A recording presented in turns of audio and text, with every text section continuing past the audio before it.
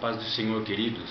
Bom estarmos aqui novamente para dar prosseguimento à nossa série de estudos bíblicos a respeito da nossa lição da Escola Bíblica Dominical. Nesse quarto trimestre da Escola Bíblica Dominical, nós estamos estudando a respeito sobre os 12 profetas menores. Nós já falamos sobre 3 aulas já. A primeira aula foi uma aula introdutória, que abrangeu o tema Atualidade dos Profetas, e depois nós já falamos sobre 2 profetas. Nós já falamos sobre o profeta Oséias, e semana passada nós demos a aula sobre o profeta Joel. Hoje nós vamos falar sobre o profeta Amós. Mas antes de nós adentrarmos na aula de Amós hoje, eu queria dar algumas considerações. O meu nome é Fábio Segantin, eu sou membro da Assembleia de Deus do Ministério do Belém, na cidade de Americana, aqui no estado de São Paulo. A igreja em que eu pertenço, ela está sob a responsabilidade do pastor presidente Antônio Munhoz. E também eu estou debaixo da graça do meu pastor. O meu pastor é o diretor do Centro Teológico de Americana, o CETAD. Então, esse trabalho aqui da nossa Igreja Assembleia de Deus, do Ministério do Belém, da cidade de Americana, tem o objetivo de auxiliar os professores de escola bíblica dominical. A eles ter um material suficiente, de ter uma visão panorâmica antes do domingo de ministrar a aula. Então, qual é o nosso objetivo? Um domingo antes, nós postamos no canal da nossa igreja, no canal do YouTube, uma aula para auxiliar os professores. Então, esse é o objetivo da nossa aula, é de dar assistência aos professores. E para você também que é um amante das Sagradas Escrituras, você que é um amante da Bíblia Sagrada, um estudioso, um teólogo, um apaixonado por estudos bíblicos, você também terá a oportunidade de ver com profundidade, com clareza, a respeito de cada profeta. Então, se você não assistiu ao profeta Oséias e o profeta Joel, eu te convido a você acessar a nossa aula de número 2 e a aula de número 3. A aula de número 2 falamos sobre o profeta Oséias. Eu tenho certeza que você vai se apaixonar pelo profeta Oséias, a importância que ele teve no cenário bíblico, no cenário cristão. E você também vai se apaixonar ouvindo a história do profeta Joel, o derramamento do Espírito Santo, o novo tempo que Joel estava profetizando. Pois bem, queridos, então hoje nós estudaremos a lição de número 4. A lição de número 4, que vai ser ministrada no dia 28 de outubro de 2012, ela traz como título Amós, a justiça social como parte da adoração a Deus. Então Amós, ele é um profeta enigmático. Ele é um profeta que ele parte de uma outra área para explicar a adoração a Deus. Os outros profetas, eles partiam ainda do âmbito espiritual, da relação cultural. Amós, ele é diferente. Ele parte do cotidiano da vida, do algo social para a área espiritual. Amós, ele vai deixar bem claro para nós a ligação que há entre a vida vivida numa sociedade em relação a Deus. Ele vai nos mostrar, ele vai nos ensinar que a relação entre vida social e vida religiosa não pode ser separada, como muitos acreditam que existe uma vida social e a vida espiritual, elas são separadas. Nunca, nem no Antigo Testamento e nem no Novo Testamento foi ensinado isso nas Sagradas Escrituras. Vida material, vida social, vida coletiva em sociedade, ela tem que estar ligada com a vida religiosa.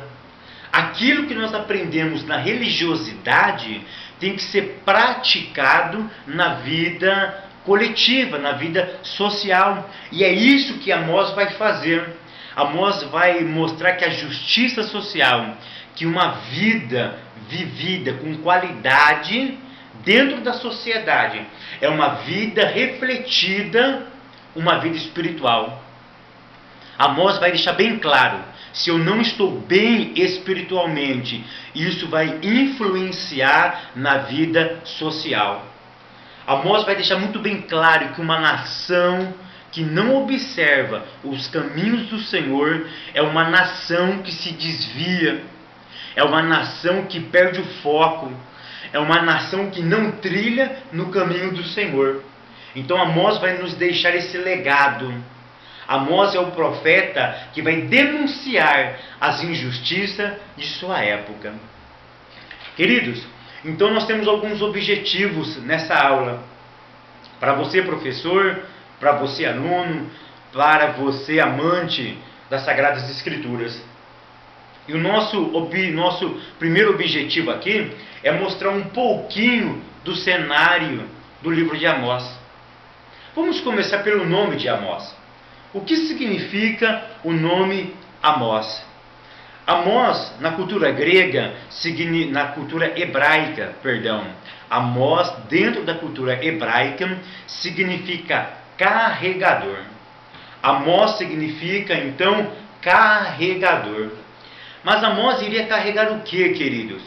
Amós iria carregar algumas coisas. E, ao meu ver, Amós carregaria basicamente duas coisas. Amós carregaria, em primeiro lugar, uma mensagem de Deus. Amós, ele iria carregar uma mensagem. E essa mensagem que ele iria carregar ia ter um preço a ser pago. Ele iria ser mal compreendido, ele seria injustiçado. Amós ele não seria compreendido pela outra nação em que ele estaria profetizando. Ele seria, para aqueles que estavam ouvindo ele, como um louco, como um fanático, como um rebelde contra o sistema político da época. E depois nós vamos ver qual era esse sistema político. Então Amós, carregando essa mensagem, carregando os vaticínios de Deus, ele estava de alguma forma carregando no seu próprio corpo aquilo que a mensagem de Deus iria trazer para aquela nação. E uma outra coisa também que eu observo é que Amós, ele iria carregar em algum aspecto a vida sofrida do seu povo. Porque Amós tem essa característica, queridos. Amós tem uma característica de denunciar a injustiça social. Então Amós, ele seria uma voz que iria proclamar lá no reino do norte. Ele iria mostrar para o reino do norte e para o reino do sul as injustiças cometidas pelos reis, principalmente por Jeroboão II. Então Amós, ele iria carregar o quê? A vida sofrida do seu povo. Ele seria a voz dos empobrecidos. Ele seria a voz daqueles que não têm direito. Amós seria a voz dos delinquentes. Mas entenda essa palavra delinquente. Não delinquente no aspecto de cometer crime, mas delinquentes no aspecto de ser abandonado pela jurisdição da época, pelo sistema político da época. Ele seria o representante do povo menos favorecido. Então a palavra Amós, ela carrega no seu bojo essas duas características básicas. Amós, queridos, ele tem uma outra característica muito interessante. Amós, ele nunca estudou numa escola de profeta. Amós, ele não vem de linhagem nem sacerdotal, nem real, e nem de profeta. Amós, ele vivia, segundo a própria Bíblia narra, ele vivia numa cidade chamada Tecoa. Essa cidade, segundo Ezequias Soares, ela ficava a cerca de 17 quilômetros ao sul de Belém, ao sul de Jerusalém. Se você procurar aí na internet, você vai ver pessoas dizendo que ficava 8, 10 quilômetros. O Ezequiel vai falar 17, mas isso não importa, tá? Isso necessariamente não é tão importante assim, essa discrepância na distância. O que é interessante é que Amós, ele tinha algumas características. Ele morava nessa cidadezinha chamada Tecoa, era uma cidade pequena, tá? Lá ele tinha alguns ofícios, e um dos ofícios dele, ele cultivava uma árvore chamada sicômoro. Era uma espécie de figo. E ele era um pecuarista da época. Ele cultivava, ele cuidava de bois, ele cuidava de ovelhas, ele era um pastor, ele era um pecuarista de sua época. E o que Amós ele faz? Em Amós, no capítulo 1 e no verso de número 1, a Bíblia diz o seguinte: as palavras de Amós, que estava entre os pastores de Tecoa, o que ele viu a respeito de Israel, nos dias de Uzias, rei de Judá, e nos dias de Jeroboão, filho de Joás, rei de Israel, 2 anos antes do terremoto. Então no capítulo 1, o capítulo 1 e verso 1, nós chamamos do cabeçalho do livro de Amós. É o título do livro de Amós, é a introdução do seu livro. Então ele começa dizendo as palavras de Amós. Essa expressão palavras em hebraico, ela é muito sugestiva. Por que ela é muito sugestiva, querido? Porque palavra em hebraico é dabar. E interessante que o livro de Amós, nós podemos dividir, o Ezequiel Soares divide ele em 2 partes. Outros comentaristas dividem em 3 partes. Mas o importante é nós observarmos que na primeira parte do seu livro, Amós começa dizendo: essas são as palavras de Amós.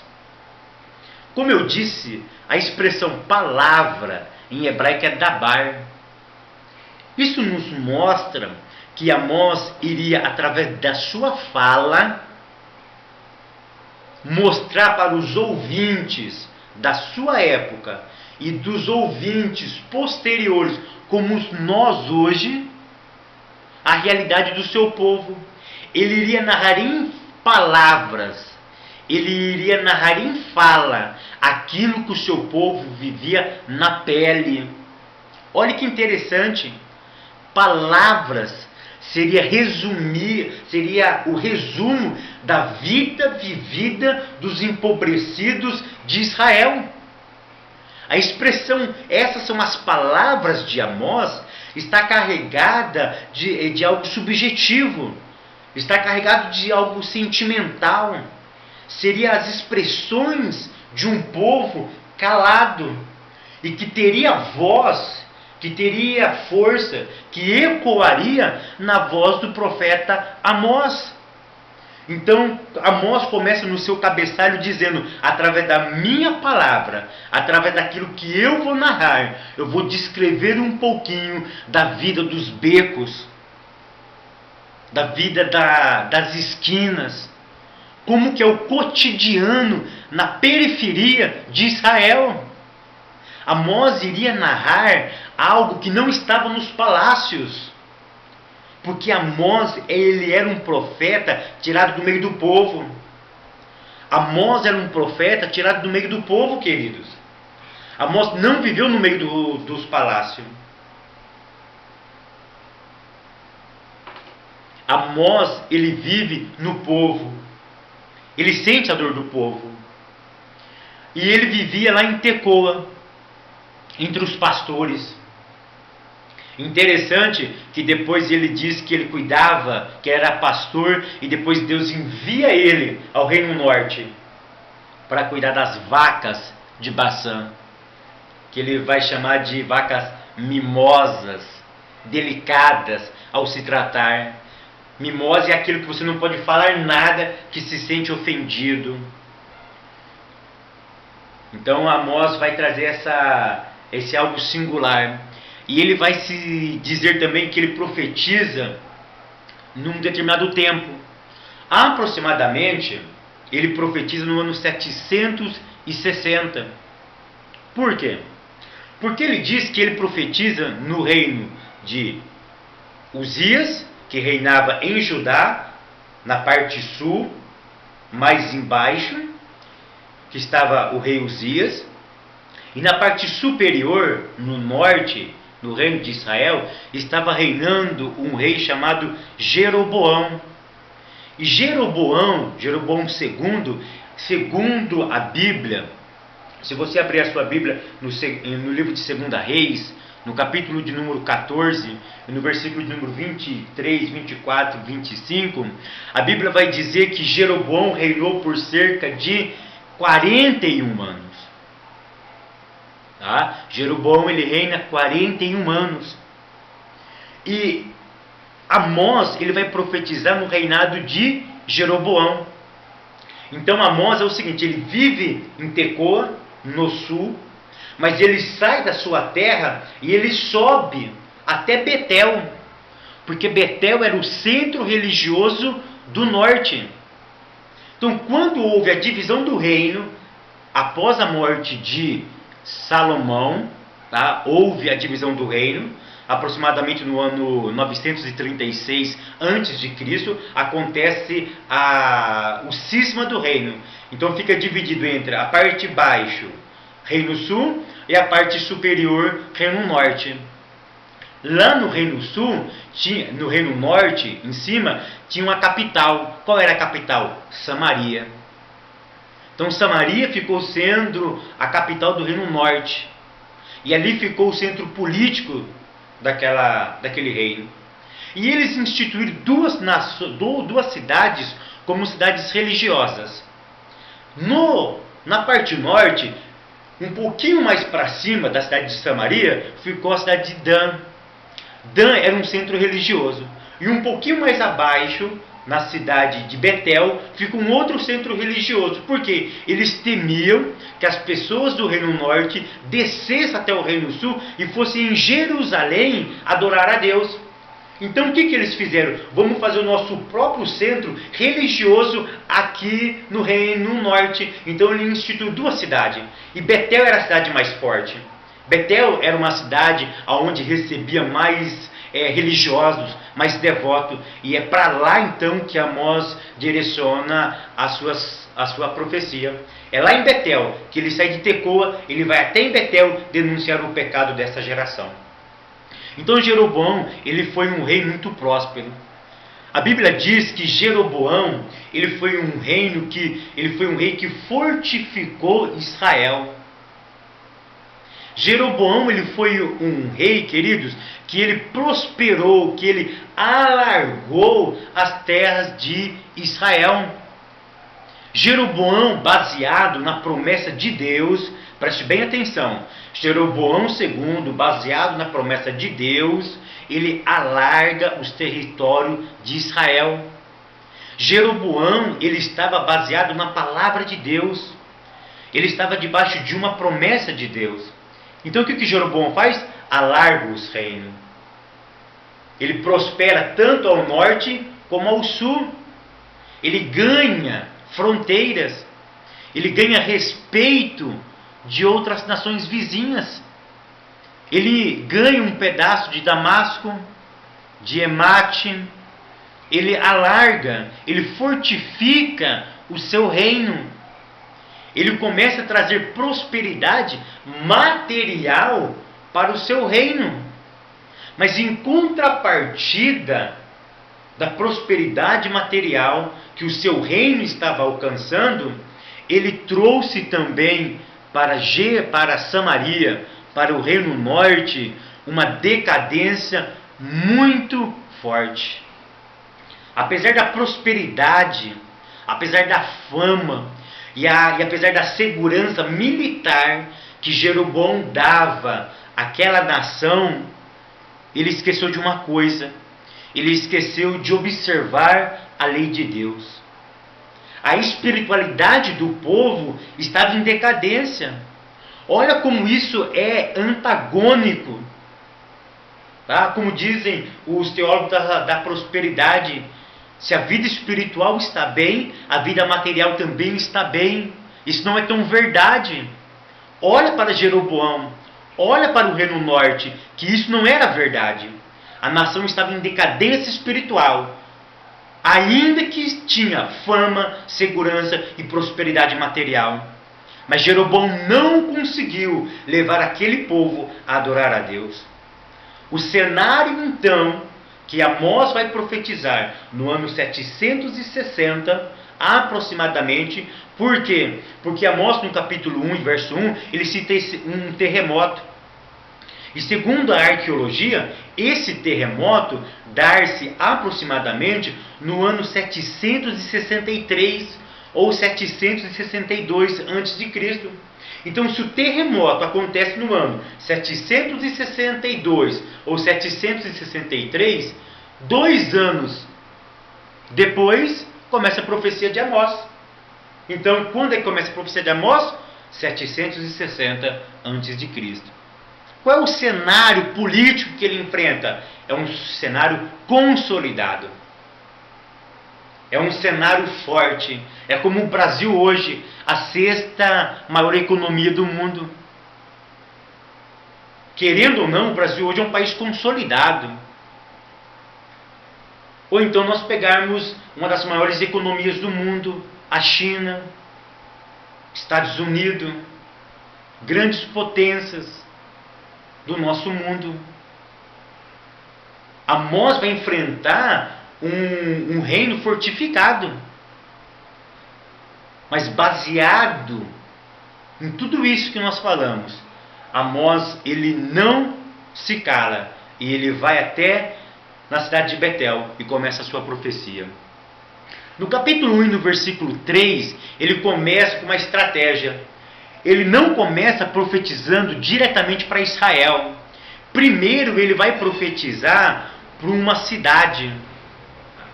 E que cidade ele começa a profetizar? A Bíblia, no capítulo 1 no versículo 3, Amós diz assim: assim diz o Senhor, por 3 transgressões de Damasco e por 4. Antes de darmos seguimento, você vai encontrar 8 vezes a expressão por 3 transgressões ou por 4. Essa expressão que você vai encontrar 8 vezes no livro de Amós, só no capítulo 1 e no capítulo 2, nós vamos encontrar 8 vezes. Só no capítulo 1 encontramos 7 vezes. E uma vez no capítulo de número... E 2 vezes nós encontramos 6 vezes no capítulo 1 e 2 vezes no capítulo 2. O que significa isso? Não significa o número matemático. Ou seja, Deus não estava limitando o número de pecados. Ou seja, olha, você pecou 3, 5, 6, 7 vezes, então eu vou te punir por causa disso. Essa fraseologia, essa terminologia nessa frase é por 3 ou 4 transgressões, ou por 3 ou 4 delitos, eu não pouparei, eu não vou deixar de castigar vocês. É uma máxima semítica que queria dizer o seguinte: olha, chegou o limite. Eu não vou mais tolerar os pecados de vocês. A minha misericórdia cessou, acabou. Eu não vou tolerar mais vocês. Vocês pecou demais. A minha paciência acabou. Eu não vou tolerar mais o pecado de vocês. É isso que essa fraseologia no mundo semítico significava. Limite esgotado. Acabou o meu limite. Tá? E aí Amós começa o seu primeiro direcionamento. Ele direciona para Damasco. Que a Damasco ficava ao norte do reino de Israel.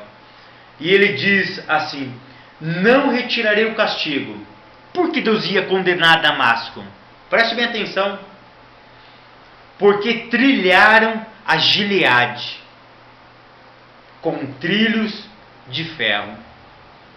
Amós estava mostrando primeiro para o povo de Israel o pecado de outras nações, para depois chegar no pecado daquela nação. Porque todos os pecados que ele vai elencar aqui seriam pecados que a nação de Israel estava cometendo. E qual foi o pecado de Damasco? Que nas guerras que eles faziam, quando eles conquistavam as pessoas, eles não tinham piedade. Amós fala de forma poética que eles trilharam com trilho de ferro. Eles andavam nos povos conquistados, que no caso é a cidade de Gileade, com trilhos de ferro. O que fala aqui de brutalidade depois que você ganhou uma guerra? Depois que você ganhou a guerra e conquistou aquelas pessoas, eles massacravam as pessoas. Eles torturavam.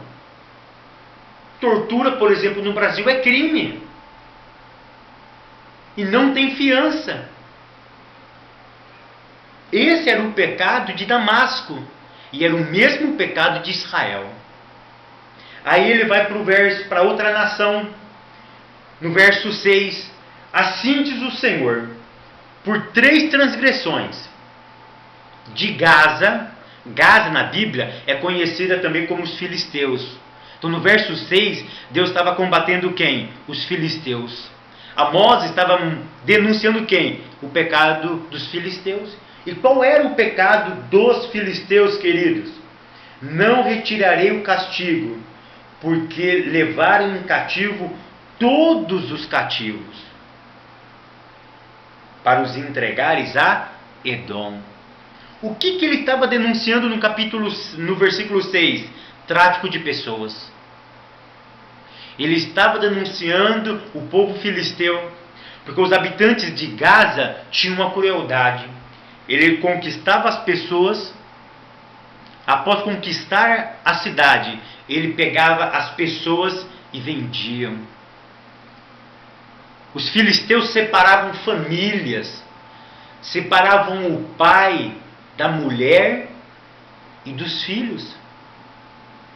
Os filisteus pegavam as pessoas conquistadas e levavam até a cidade de Edom, porque lá em Edom tinha um leilão de pessoas.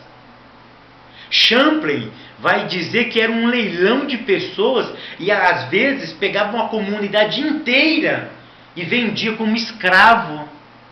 Então os filisteus, em parceria com Edom, cometiam o quê? Um tráfico humano. E recentemente, antes de ontem, domingo, passou uma matéria no Fantástico no Brasil sobre tráfico de criança. Parece que o livro de Amós ele é atual. Parece que Amós escreveu hoje esse livro. Por quê? Porque nós vemos tráfico de pessoas. Então os filisteus cometiam o que? Tráfico de pessoas. No versículo 9, Amós vai falar vai denunciar um outro pecado de um outro povo para Tiro. E qual foi o pecado de Tiro? Olha o pecado de Tiro. Assim diz o Senhor: por 3 transgressões de Tiro e por 4 não retirarei o castigo, porque entregaram todos os cativos a Edom e não se lembraram da aliança dos irmãos. Qual é o pecado aqui? Tráfico de pessoas, escravidão. E a última parte do texto: não se lembraram da aliança dos irmãos, não respeitaram os próprios familiares. E isso estava acontecendo em Israel. Versículo 11: assim diz o Senhor: por 3 transgressões de Edom e por 4, agora é Edom que vai ser punido, porque perseguiu a seu irmão a espada e baniu toda a misericórdia. Os edomitas, que era da família próxima de Israel, porque os edomitas descendem do irmão Jacó. Eles não tinham misericórdia com seus próprios familiares, com seus próprios patriotas. Agia sem misericórdia. Matava ao fio da espada. A sua ira despedaça eternamente e retém sua indignação para sempre. Então os edomitas seriam castigados porque não tinham amor à própria família. E esse também era um pecado cometido dentro de Israel. Amós estava na esfera apontando nações. Mas essas nações estavam cometendo os mesmos crimes cometidos pelo Reino do Norte. No versículo 13: assim diz o Senhor, por 3 transgressões dos filhos de Amon, e por 4 não retirarei o castigo. Porque o que os amonitas faziam? Presta atenção, o que Amon fazia. Eles abriam, fenderam as grávidas. Eles pegavam as mulheres grávidas e abriam a sua barriga e arrancavam o feto da barriga da mulher. Para quê, queridos? Para que os meninos que estavam para nascer não tivessem direito à herança da terra que estava sendo conquistada. Eles não tinham limites. Eles eram intolerantes. O povo de Amon não tinha limites. Eles queriam conquistar terras, custe o que custar. Para eles não importava o meio, o que importava era o fim. Não importa o meio, não importa o meio. O que importa é o final. Nós vamos ter êxito, nós vamos conquistar. Então, se for crueldade, vamos por meio de crueldade. Se for para matar, vamos matar. E eles matavam as mulheres. Além de matar mulheres, eles arrancavam as crianças e matavam. Existe uma outra explicação para esse texto, que muitas vezes eles não matavam as mulheres, eles faziam cesáreas, eles faziam cesariana nas mulheres. Mas eu acredito particularmente que eles cortavam a fio da espada e eles matavam aquelas mulheres. E após morta aquelas mulheres, ele arrancava o feto daquelas grávidas. Olha que crueldade, queridos. Aí Amós prossegue, no capítulo 2, no verso 1. Agora ele vai falar sobre Moabe, que é irmão do povo de Amon. Amon e Moabe eram irmãos. E qual era o pecado de Moabe? Olha o que diz o verso 1. Olha o que o povo de Moabe fazia. Queimou os ossos do rei, até reduzir a cal. Os moabitas, para eles mexerem nos vivos, eles mexiam nos mortos. Porque dentro da cultura semítica, entenda esse texto aqui, dentro da cultura semítica não aceitava cremação. Não se cremava uma pessoa, porque eles acreditavam que se você quiser condenar uma pessoa eternamente, queima os ossos dessa pessoa.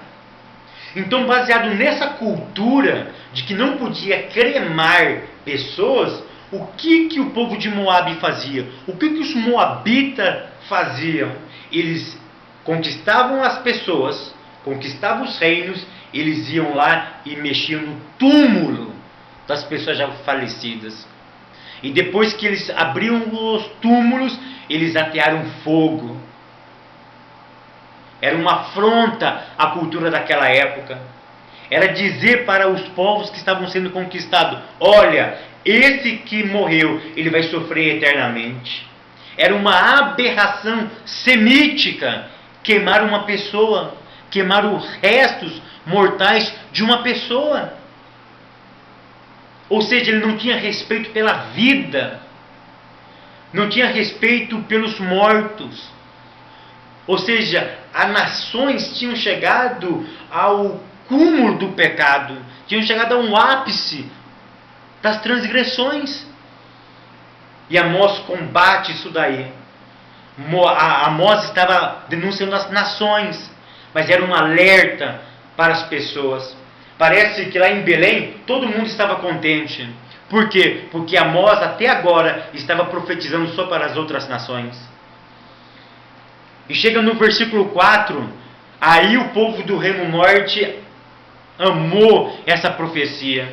Por quê? Porque Amós, no versículo 4 do capítulo 2, ele denuncia quem? O irmão vizinho, Judá. Olha o que Amós profetiza contra Judá. Olha o que diz o texto: vou castigar vocês, assim diz o Senhor, por 3 transgressões de Judá e por 4. Ou seja, chegou no meu limite, Judá. Chegou no meu limite. A minha paciência esgotou com vocês. Por que eu vou castigar? Porque rejeitaram a lei do Senhor. Rejeitaram aquilo que o judeu chama de Torá. Rejeitaram as instruções de Moshe. Rejeitaram as instruções de Moisés. E não guardaram os seus estatutos. Não observaram a lei do Senhor. Antes, se deixaram enganar por suas próprias mentiras, após as quais andaram seus pais. Ou seja, o reino vizinho, que era o reino irmão, o reino de Judá, e Amós estava lá em Betel profetizando isso. Apontou para o reino de Judá e disse: olha, Deus vai castigar vocês. Por quê? Porque vocês estão invertendo valores. Vocês estão trocando papéis. Vocês foram chamados para obedecer a Deus e vocês não estão obedecendo a Deus. Vocês criaram a sua própria filosofia de vida. Quando o texto usa a expressão andaram pelas suas próprias mentiras, ou seja, criaram as suas próprias interpretações. Estão andando ao seu bel prazer. Chega! Vocês não querem me obedecer, então eu vou castigar vocês. Parece que lá em Belém estava tendo festa.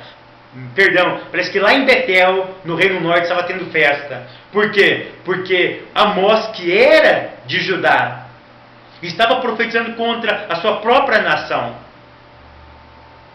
Mas Amós, então, no verso de número 6, ele vai profetizar agora contra o reino de Israel. Aí ele começa dizendo da seguinte forma: assim diz o Senhor, por 3 transgressões de Israel. Parece que lá em Belém, os belemitas, parece que lá em Betel, pararam. Parece que o pessoal que estava lá em Betel, pararam. Betel em hebraico é casa de Deus. Parou. Porque até agora ele estava profetizando contra as nações. Agora chegou a vez dele. Lembra da aula de Joel, que eu comentei que eles esperavam o dia do Senhor? E o que era o dia do Senhor? Eu expliquei lá em Joel. Era um dia reservado para as outras nações. Mas Joel profetiza o seguinte, que esse dia anteciparia a casa de Israel. E lembra que eu comentei sobre 1 Pedro, que o juízo de Deus começa pela casa de Deus, pelo povo de Deus. Agora chegou o castigo para a nação de Israel. Prosseguindo, o texto diz assim: porque olha os pecados que cometeram o povo de Israel. O primeiro pecado, olha o que diz, se não é semelhante à das outras nações. Porque vendem o justo por dinheiro e o necessitado por um par de sandália. Amós aponta o primeiro pecado daquela nação. Qual era o primeiro pecado daquela nação? Vendiam o justo por dinheiro. No original hebraico eis que vendem por prata o justo. Dinheiro aí é prata. Eles estavam vendendo o justo por prata e o pobre por um par de sandálias. Esse versículo 6 ele é muito interessante, que ele vai falar sobre escravidão. Vendem o justo. Mas essa expressão o justo, o que significa o justo em Amós? Será que o justo era um crente fiel? Era um crente que adorava a Deus? Era um crente fervoroso? Queridos, a palavra justo, no contexto do livro de Amós, não significa necessariamente isso. A palavra justo, nós temos que entender na área jurídica. O que Amós estava denunciando aqui? Amós estava denunciando que nos tribunais de justiça lá de Israel se comprava juízes. Ou seja, ele está denunciando aqui o suborno dentro do tribunal de justiça. Nós não temos os tribunais de justiça estaduais? Cada estado tem o seu tribunal de justiça? Em Israel tinha um tribunal onde julgavam crimes, aonde as pessoas entravam com processo. E o que acontecia? Eu entrava com um processo contra o Estado. E se o Estado fosse perder a causa, o que eles faziam? O rico comprava. Ele aplicava o que? O suborno. Ele praticava um crime de corrupção. Ele iria subornar o magistrado, para que o magistrado não desse a sentença condenando o rico, mas que desse uma sentença ao contrário, que desse uma causa ganha para o maior, para que o pobre sempre continuasse pobre. É isso que Amós está denunciando no verso 6. Eis que vendem por prata, por dinheiro, o justo. Aquele que tinha direito adquirido. Aquele que por direito, na Constituição da época, era favorável ganhar coisa. Ganhar o pleito. Mas o que eles faziam? Eles compravam. O rico comprava. O rico comprava o direito do pobre. E o que acontecia? Esse empobrecimento fazia com que? Fazia com que acontecesse a escravização dessa pessoa. O pobre era o quê? Mais empobrecido ainda, porque ele perdia nos tribunais para o Estado e para o rico. E o que acontecia então? Ele ficava mais pobre. E o que acontecia? Ele perdia os seus direitos. E começavam a vender os pobres por preço de bagatela. Por que bagatela, Fábio? Olha a expressão, o pobre por um par de sapato. No original hebraico é sandália, alparcas. Algo insignificante. Se vendiam pessoas. Parece que nós vivemos nessa época. O que Amós estava dizendo aqui? Que os tribunais estavam sendo comprados. E nós vivemos numa época onde, infelizmente, quem tem mais poder aquisitivo manda no nosso país. Nós estamos vendo recentemente o caso do Mensalão, o caso do Cachoeira, homem poderoso, homem rico, mandando no país, mandando em várias esferas do nosso país. Um outro princípio que eu tiro de Amós 2,6 é valorizar coisas mais do que pessoas. O que se valorizavam aqui nessa época? coisas. E as pessoas, não importa. O que importa são as coisas. E nós vivemos nesse mundo. Na empresa, você é número. Lá na minha empresa eu tenho um número. E aquele crachá meu tem um número. Então o Fábio não é conhecido na empresa. Eu sou conhecido por número. No Brasil nós temos o CPF. Você digita o seu número, aí te conhece. Você é uma cifra.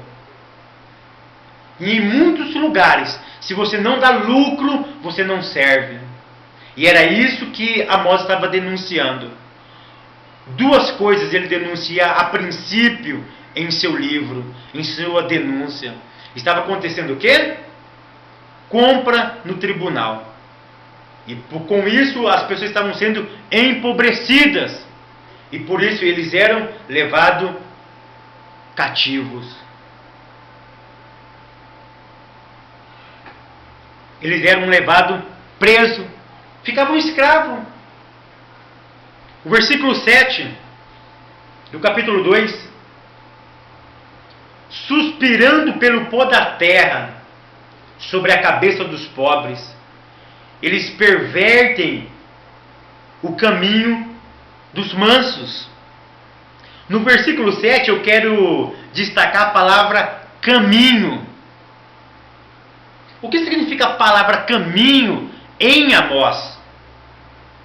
Eu disse que no versículo 6 a expressão justo é uma expressão jurídica. No versículo 6 a expressão justo é jurídico. Ou seja, é uma sentença que se dava no âmbito jurídico. No versículo 7 vai falar sobre caminho do justo ou caminho dos mansos. O que é caminho para o texto de Amós? Caminho para Amós era o meio jurídico que iria pleitear algo. No versículo 6 é a sentença.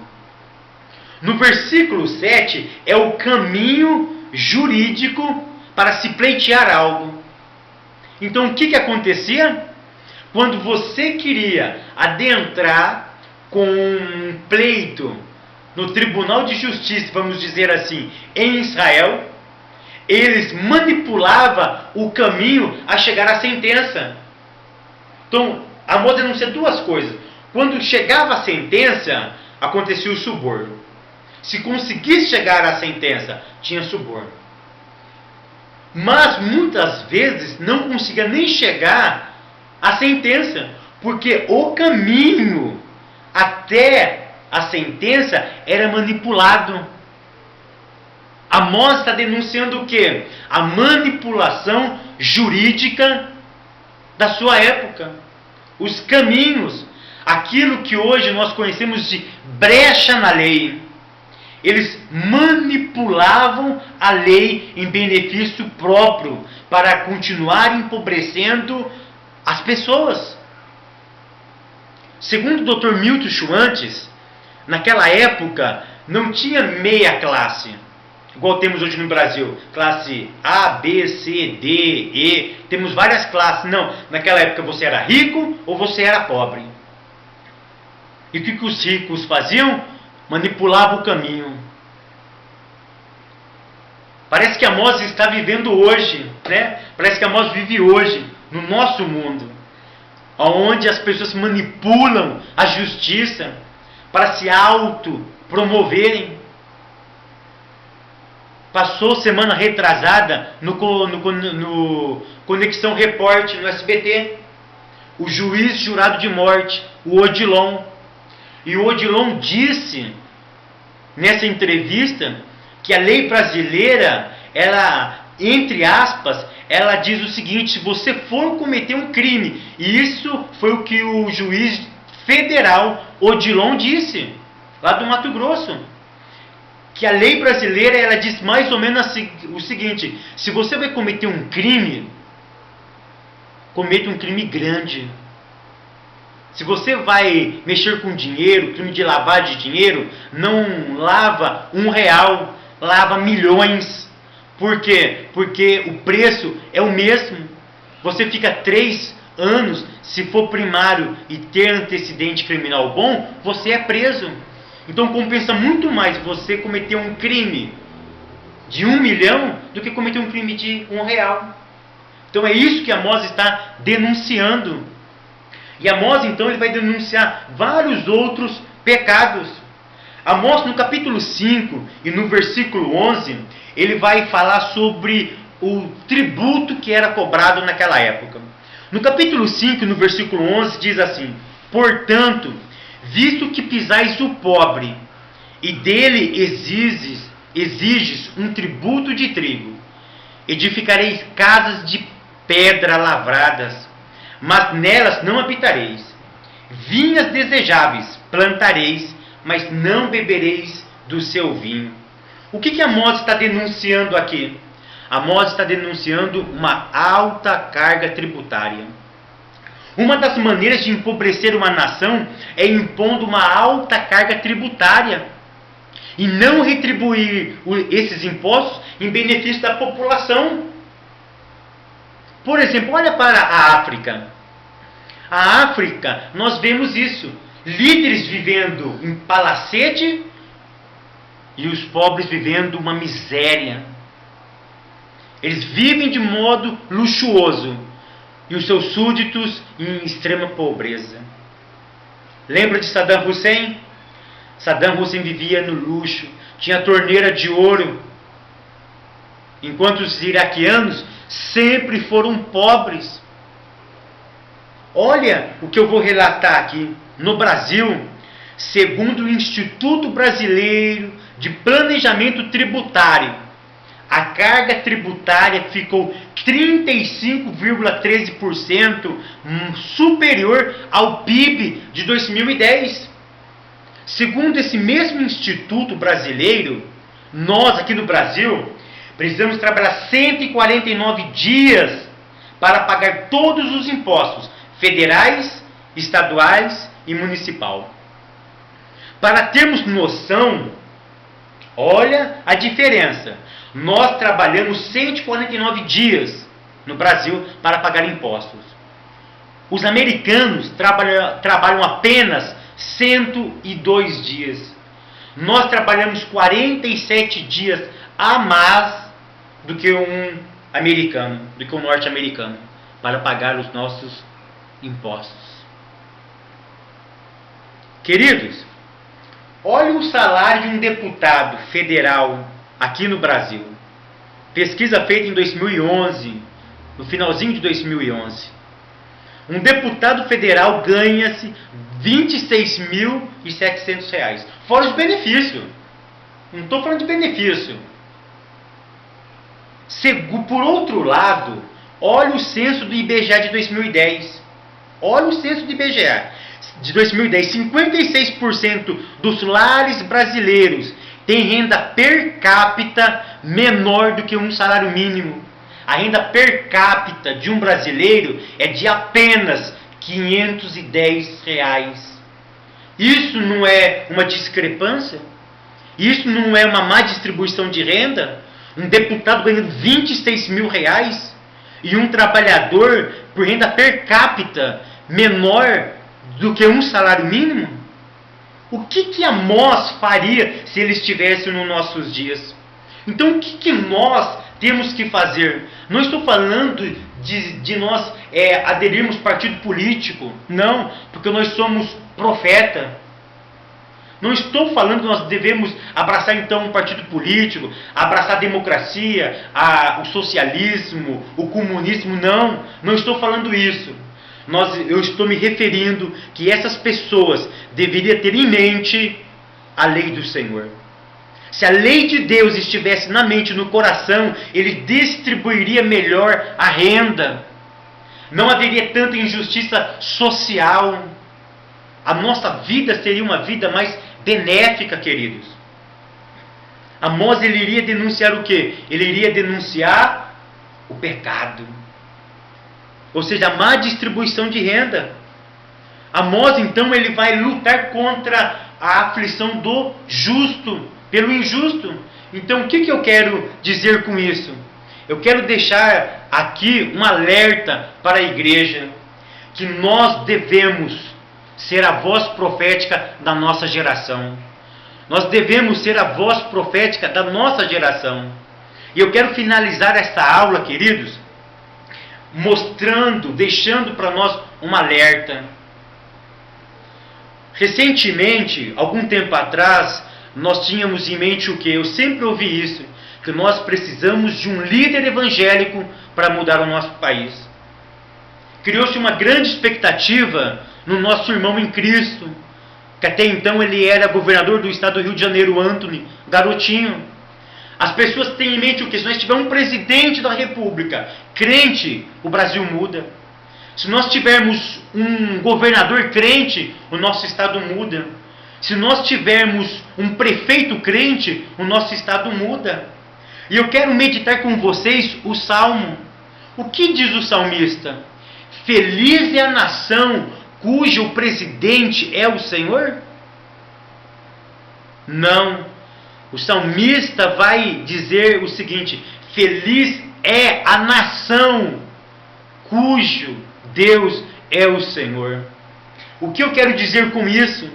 Que não precisamos necessariamente, isso não impede que nós cristãos se infiltrem na política. Não sou contra, sou a favor de crente vereador, de crente prefeito. Precisamos de crentes deputado, mas não esses deputados que estão sendo condenados lá no mensalão. Como nós temos bispos, infelizmente, bispos sendo condenados no mensalão. Nós precisamos do quê? De uma nação cuja Deus é o Senhor. É isso que eu quero que você reflita na sua casa, na sua classe, na nossa família. Nós não precisamos de líderes necessariamente evangélicos no poder para mudar. O que nós precisamos é uma nação. É que a nossa comunidade tenha em mente a lei do Senhor. Nós precisamos de uma mentalidade do que? Nós precisamos de uma sociedade que não defraude o próximo, que ame o próximo, que não oprime o próximo, nem na esfera política e nem na esfera religiosa. Porque hoje nós temos líderes religiosos se enriquecendo nas custas dos seus fiéis. Nós temos líderes hoje evangélicos que compram jatinho com o dinheiro dos fiéis. Nós temos líderes comprando televisão, comprando iate, comprando fazenda, comprando cabeça de boi, com o dinheiro de quem? Dos fiéis. Em nome da fé, empobrece as pessoas e se enriquece. Vive no luxo, enquanto às vezes os seus fiéis vivem na miséria. E dizem ainda para os fiéis que os fiéis não têm fé. Porque se os fiéis tivessem fé, Deus estaria providenciando algo para eles. Queridos, que Deus se levante Amós na nossa geração. Que Deus se levante Amós, que denuncie a injustiça social da nossa nação. E você, pastor, você líder, continua denunciando a injustiça. Eu quero dar os parabéns ao pastor Silas Malafaia pela pronúncia que ele tem dado em rede nacional aos domingos, ao meio-dia. Que ele falou que ele não vai se calar diante da política. Estão dizendo, existe um movimento humanista querendo parar os pastores de falar sobre as injustiças sociais. Falando que pastor tem que falar só de religião. Não, senhores, nós somos cidadãos. Nós estamos aqui no Brasil, somos cidadãos brasileiros. E nós pagamos nossos impostos, nós votamos, nós somos eleitores, e como eleitores e cidadãos, nós temos o direito de denunciar as injustiças, nós temos direito de falar, nós temos o mesmo direito que você tem direito, porque nós pagamos os nossos impostos também. Então que Deus, querido, nessa geração, levante Amós, que denuncie o pecado cometido pelos políticos e os pecados cometidos pelos religiosos da nossa época. Que nós sejamos uma voz profética na nossa nação. Vamos dizer para essa nação, chega, basta. Vamos dizer para essa nação, não podemos aceitar mais isso. Vamos lutar para que a justiça social aconteça na nossa nação. E que os nossos líderes continuem uma voz profética. Que eu e você sejamos Amós na nossa geração. Que Deus continue abençoando a nossa vida. Até a próxima aula, querido. Que Deus abençoe a todos vocês. A paz do Senhor.